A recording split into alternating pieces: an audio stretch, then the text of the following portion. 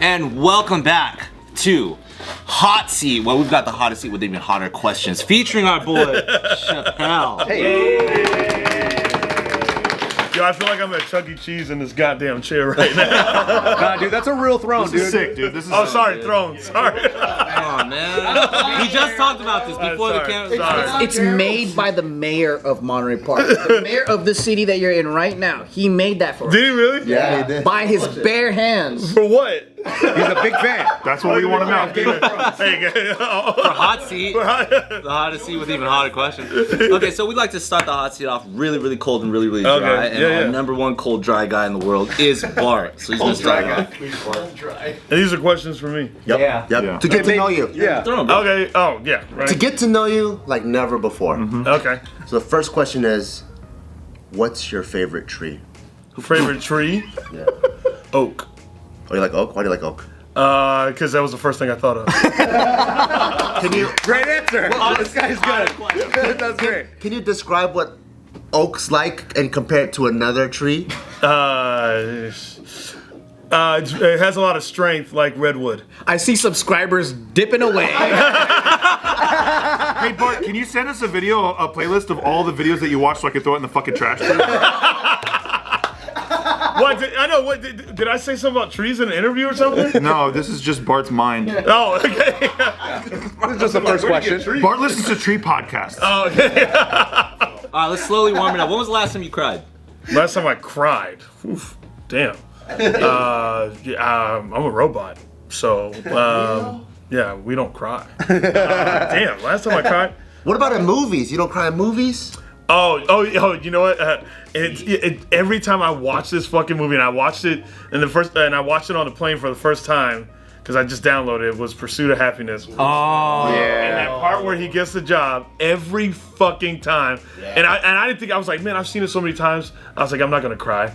And I'm on the plane bawling, and I'm like, bro, I've already seen this fucking movie. How come airplanes do that? I cry way harder on an airplane than like when I watch. hide my face, and I'm like, we've also kind of talked about this, but father-son dynamics fucking hit home. oh yes, Yes. yes. Do you have that stutter breath too? Like, Yeah, I was sitting here like it's like my shit starts to like like flutter or whatever you call it. It starts doing that, and I'm like, oh fuck, here it goes. Did you see the Yeah. see the extended edition of Pursuit of Happiness where Will Smith starts attacking street comedians? It was like a guy doing balloon animals, and he starts fucking swinging on the guy. Silver guy? the reckless cut. Third Street Promenade. That was a good question. Fuck those trees, man. Bart, ask another question, quick. Go, Bart. So you said that you grew up in Phoenix, Arizona? Yeah, specifically Mesa. Mesa, Yeah. Arizona. How was that like? How was that like growing up out there? It's Arizona's kind of like it's boring out there, so you got to create your own fun. And a lot of people just do shit like skateboarding was the thing for me, playing guitar, all these other things, and obviously cheerleading. That's the shit that I like. Really. Cheerleading started in Arizona, not Kentucky? No, that started in Arizona. Oh, okay. Are you an Arizona Cardinals fan? I don't really care. You don't watch the football? No, I don't watch the football. What about a He's a Phoenix Suns fan? cheerleader. He watches what's true. happening off the field. That's true. You're facing the stands. My bad. Yeah. So I never see it. There you go. Hey, there you go. He didn't get the Do game. you ever watch the Super Bowl like this? Just at home, fucking turn away. That's what you're used to? Yeah, that's what I'm used to. Okay. Yeah. But I can hear everything. Yeah, that's cool. What's your First down. He knows. He knows. So you said you got adopted by a white family when you were 16? Yeah, my teens, roughly. How did that happen? How did that whole thing? Like I said, originally I was with my biological mom and my stepfather. But stepfather was crazy and abusive, and then this family, I already knew the family, and they just took me in. And Wow. How did you know? Were they like your friends or relatives? no, they or- actually owned the cheerleading gym that I cheered at. Whoa! Yeah. So that's how I met them. So that's why cheerleading is such a, it's like a thing for you. Oh yeah, in many ways it saved my life. What's that conversation with your mom like? Because you're like, yo, I want to go with these people. No, it wasn't even that. My stepfather had kicked me out. Oh shit. You know what I mean? Yeah. And it was funny because he was well, because he thought I wasn't gonna survive. I was like, bitch, I got this. I was like, I know white people, dog. How many white people do you know? I was like, how many white people you fucking know, dog? I was like, I got white people on my side. No. So I actually wasn't. I was actually super thrilled that he had kicked me out because he had kicked me out. He tried to tell me to pack my shit, and then I remember he slapped my bag out of my hand and was like, you ain't going nowhere with your simple ass. And I was like, man, I got plenty of places to go. I was all fucking flossing and shit. and then when I said that, he got like super heated. Started like swinging at me. I was like, bitch, I got this now. You know what I'm saying? Like, I know your fucking moves, dog. And then so I ran out of the house and ran to his mom, which I consider her my grandma, lived across the street. And so I ran to her house, was like, yo, go get him, because he was terrified of her. Oh, really? Yeah, he was terrified of her. And then I think she just, over the years, like, she just got exhausted. She was getting older. And then eventually he kicked me out, and I was like, fucking, yes. I was like, Pursuit of Happiness, like Will Smith, just fucking. Oh, shit. Just fucking, when he gets the job, I'm like, running down the middle of the street, just fucking. Solving Rubik's Cubes for everybody. Yeah, just fucking. No, but oddly enough, my stepfather and I were actually cool. Now? Yeah, we're actually cool now. Yeah. So how does that happen? Yeah, how did that work? I started when I started doing jokes about him, and I noticed I noticed when I would do the jokes, it sounded like I was upset, and I was like, man, why is this joke not working? And just being a comedian and trying to like really work out the shit, I was like, oh, I sound like I'm mad. I sound like I'm still like upset. Like it doesn't sound, so it's uncomfortable for the audience. You can't get on board with like it. trauma, not like you're laughing at it. And then what I did is I went like all the way back and basically understood all this shit. And I had to understand him, which I never took the time to do. That's crazy. So once I understood his story, then it was easy for me to transition and be like cool with them. What were you? Once you understood his story, were you like, oh, that's why I got kicked out? Yeah. I was like, oh damn. I understood everything. Like, and honestly, this may be weird for for people to hear, but yeah, I don't take any of it. All that shit that happened, I don't take it personal. Yeah, because it was just like, oh, that shit. I'm not trying to justify what he did or like, 100%. I'm not trying to like. I thought you were. Sorry. He's about to walk out right now. I felt it. You were like, hey. The room changed. So you're an advocate for step violence. Stepmother violence. Yeah, shout out. No, in a lot of ways, and I do have to give him credit because I learned a lot of things that just how to be comfortable with myself and as an individual, to understand that everybody has a story, everybody comes from something crazy. Some people don't figure it out, some people do. I feel blessed to be able to figure out, so why should I be mad at him? Wow. That's awesome, man. Yeah. Speaking of mad, we're at the 8-minute and 27-second mark of the video. This is usually when we start turning up the heat and stuff. So you keep on. So how bad did he beat you? What kind of combination? What kind of? What tools? What was it? Yeah, what tool? But you did mention anger management a lot. What was like the most angry experience that like triggered it so you had to go to anger Man, there's a management? lot of them. Yeah, damn. Oh. AK, what was the most fucked up thing you did? When I tried to fight my teachers. Whoa. Yeah, I tried to fight like a bunch of teachers. Like in high school? Yeah, in high school. Yeah, that was the guy. I went to anger management 3 times. The third time worked. What is it a program or like you go to a class or is it like rehab? Yeah. In the sense you like basically having like one-on-one sessions with a person that is a professional in helping people deal with anger. Was it a different person each time? Yeah, each time I went, yeah. And the first time you beat up the first 2, and then I actually fucking missed. I missed it. I swung so many fucking times I missed every single fucking. What were you fighting? Boxers? I know, right? Come on, bitch! Hey, Miss Johnson was like, what? She's like, bitch, I got you figured out. I see that swing coming. Yeah, see that you fucking Billy Shell. Rolling the shoulder. Today's video is brought to you by ExpressVPN.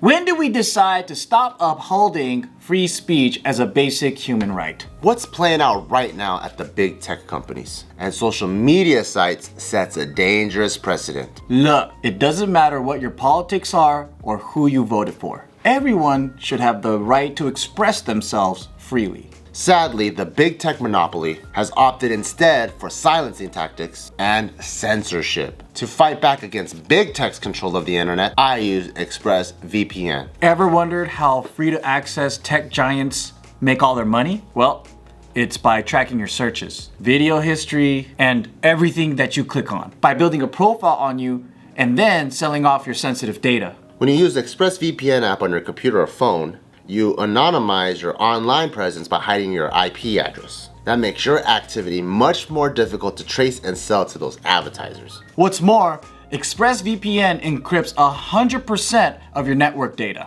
to protect you from eavesdroppers and cyber criminals. What I like most is how easy it is to use. It just takes one click to protect all of your devices. That's why ExpressVPN is rated #1 by Business Insider. So let's stop allowing big tech to revoke our rights to free speech. Why not revoke their right to your data instead? Secure your internet with the VPN I trust for online protection. Visit expressvpn.com/offtherecord. That's expressvpn.com/offtherecord to get 3 extra months free with my exclusive link. Go to expressvpn.com/offtherecord right now to go learn more. Fucking shit.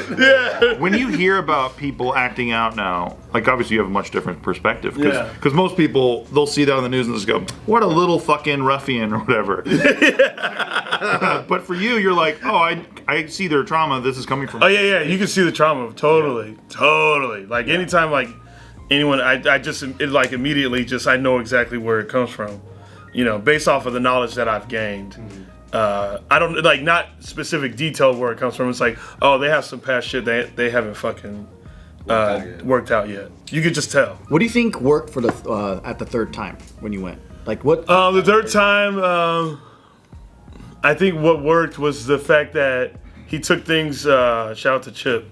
He took things about me and basically used those tools to help me with my anger. It was a different person each time? Yeah, it was a different person each time. And I think with Chip, he knew I was a fan of punk rock and hardcore music. And so he knew I was a fan of Henry Rollins. That's who I idolized. And so basically he took things about Henry because Henry was an angry dude as well, but he goes, but look what he's doing now. Look where he transitioned his anger. And they also helped me understand that my anger would never leave. I think the earlier stages of anger management, I think they were just you're angry. Trying to suppress you. Yeah, exactly. And they were trying to get rid of it. But no, anger's a thing that everybody fucking has. I load it up on my ball sack and shoot it out through my dick. Yeah. That's one way. That's one way. It's pretty effective too. Yeah. Some people say. Yeah. Some say Joe has a problem. Yeah.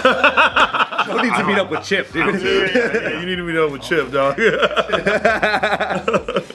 So were you in anger management when you were with your white parents?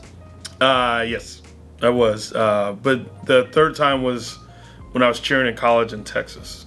Wow, the anger management went all the way into college? Yeah, I tried to beat up someone on my team. Were they asking for it though? No, Yeah, was she asking? was she asking for? What did she do? When I think of What cheerleaders, did Jenna do? I know there's guys on the team, but whenever you say cheerleaders, I see you and 10 blonde, Yeah, hotties. petite. Hotties. Yeah. And he's just launching them, dude. No naughties at all. No naughties allowed. And you're just being a fucking drill sergeant to all these girls. Yeah, that was my life. But yeah, the third time was in college. When you're in a club like that, because dude, I was in the improv community and everyone's just fucking each other. Yeah. Are you guys just pounding away at each other? Damn, these questions are really turning up. Yep. I'll explain it like this. Okay, so being a straight A dude. subconscious nod. Yeah. Because I'm not really a fucking kiss and tell kind of person, but being a straight man in cheerleading, It's the best. and you got to think you're around, especially if you're good. especially if you're good. They look up to you. Yeah. And then also like you got to realize there's a lot of gay dudes. There's more gay dudes on the fucking team than straight dudes. Better for you. So it's like You're in a win-win situation. so you're in a Good numbers. you're in a Yeah, good win-win ratios. situation. Everyone loves you. Yeah. Yes. Yes. So would you say, like, let's say you go into high school and you're trying to get laid, it's better to be a cheerleader than a football player? You have all the information. Just answer the question. Because I heard that being a male nursing student is better. Like if you suck in football, ain't no girl looking at you. But if you suck in cheerleading and you're straight, yeah. But what if a girl doesn't know football and she doesn't know that you suck at football? She just knows you're on the team. You just see the jersey. Crowd reaction. Oh, okay. Because they talk, yeah. Crowd reaction. Yeah, they can see. Yeah. Okay, so you have been through a lot of things. Yeah. And you Including cheerleaders. Crushing buzz! I fucking see it on his face, dude. And you have a very, very composed head on your shoulders where you can like make up with like, you know, your stepfather. Yeah. You can like not have like remorse over things or take things personal. Yeah. Out of everything that you've been through, like what is like the most maybe potentially regrettable moment in your life? No, I don't have any regrets. Because if I did, I didn't learn anything. See, and that's the end of the video. Do you know what the anger that you feel now? It seems like you're very under control with all of it. Is there a healthy way that you?